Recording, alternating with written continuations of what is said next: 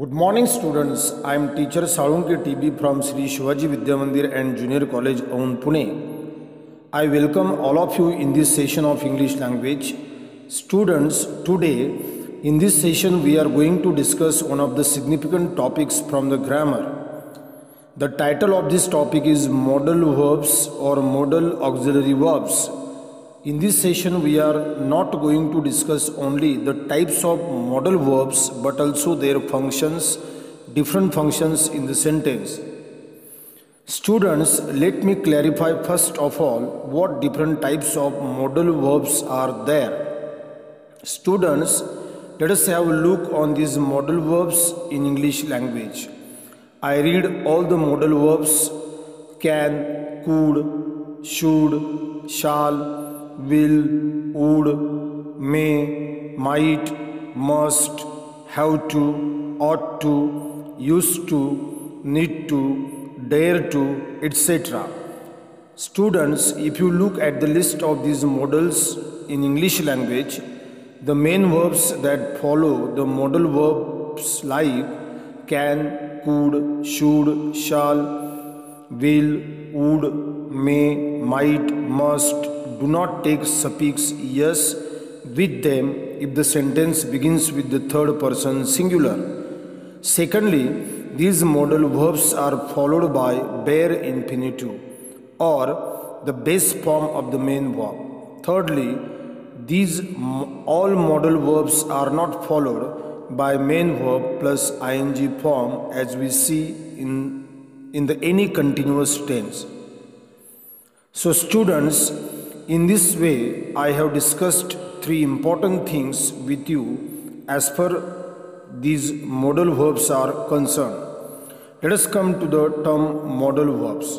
What is meant by modal verbs? Modal verbs are the words which are used to express ability, advice, obligation or compulsion, futurity, determination, habitual action in the past, request, permission, possibility, necessity, courage, etc. So in this way, modal verbs are used to indicate modality. Here, modality means the way the speaker's or writer's attitude is expressed in written or spoken conversation. These modal verbs have a great variety of communicative functions. Students, let us study modal verb and its function one after another from our list. The first modal verb we are going to discuss is can. Can is used to express ability in present. If you are able to do something, this ability of doing something is expressed with the help of modal verb can. For example, Rohan can carry this bag. Students, if you look at this sentence, Rohan's ability of carrying the bag is expressed here with the help of modal verb can. Secondly, as I told you, the main verb that follows the modal verb does not take suffix s with it. The main verb that follows the modal verb has to be in bare infinitive form. Let us look at the main verb carry in this sentence. It is base form of the verb without suffix yes or ed or ing. Students, if we wish to express ability in past, in that case, the modal verb could is used in the sentence. Let us have a look at this sentence. He could dance for an hour on the stage. So students, in this sentence, the modal verb could expresses the ability of his dancing in the past. Let us move to the next modal verb, should. Generally, the modal verb should is used to give advice to someone. For example, let us look at the sentence, you should get up earlier in the morning. In this sentence, the modal verb should expresses advice given by the speaker to the listener. Let us see the next modal verb in the chart, shall. Students, the modal verb shall is used to express futurity, or we can say future action about something. Let us see the example that consists of the modal verb shall. Shall I explain the next topic?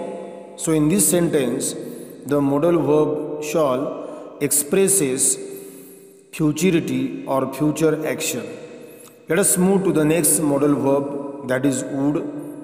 Students, this modal verb is used to express the habitual action in the past. Habitual action means the action which used to be regular or consistent in the past.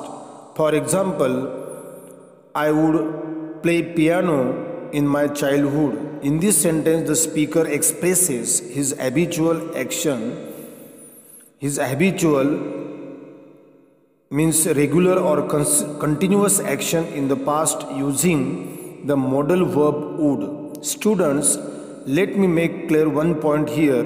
This modal verb would can be replaced by another modal verb of habitual action, that is used to. For example, I replace the modal would with the modal used to. The answer is I used to play piano in my childhood. Or if the modal verb used to occurs in the sentence, it can be replaced by the modal verb would. Let us see the next modal verb, that is will. The modal verb will is used to express determination or certainty about particular action in the future. Let us see the example. I am going to the library. I will find my friend there. In this sentence, the modal verb will expresses the certainty or determination about what the speaker says.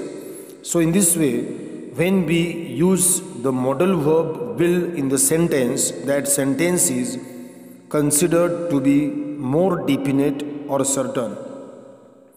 Therefore, this modal verb will is called the modal auxiliary verb of certainty or definiteness. Students, if you want to make this sentence less definite or certain, you will have to use other modal verbs of less certainty or definiteness. Which is the modal verb of less certainty? We can use the modal verb may or might to make this sentence less definite or less certain. Students, let us move to the next modal verb, that is may. What is the function of the modal verb may? The modal verb may functions to express permission. Students, the modal verb can is also used to ask permission, but it is informal use, whereas the modal verb may is rather formal. Therefore, the modal verb may is used to ask permission in formal situation. Similarly, the modal verb might is used to express possibility about particular incident or event. For example, let us look at the sentence, take an umbrella, it might rain later.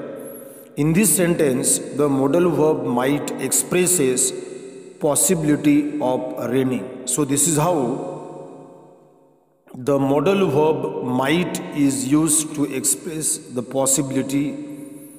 Students, let us come to the modal verb which express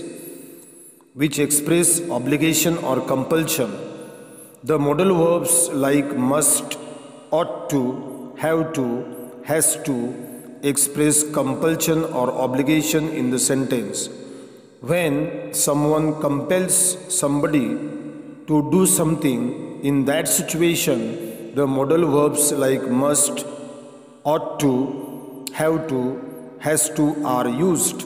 For example, let us look at the sentence, you must improve your grammar. In this sentence, the use of modal verb must expresses obligation or compulsion of improving grammar. These modals can be replaced with each other to express obligations.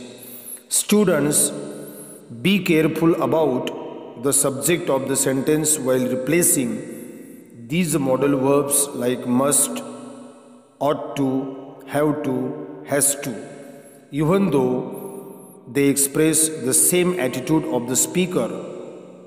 Let us take the same example. You must improve your grammar. In this sentence, you can replace must with ought to as. In the sentence, you ought to improve your grammar or you have to improve your grammar. But you cannot use modal verb has to in this sentence as the subject of the sentence is plural. Students, in the same way, the modal verbs like need to and dare to are used to express necessity and courage, respectively. Sometimes they are also called semi-modal verbs. Students, in this way, today in this session, we have discussed all the modal verbs or modal auxiliary verbs in this session. Students, you need to study all these modal verbs and their functions repetitively, and you also need to practice the replacement of modal verbs so that you can replace one modal verb of particular function with another modal verb of different function. Students, I hope you must have understood this topic in this session. I conclude this session here. I stop here. Thank you.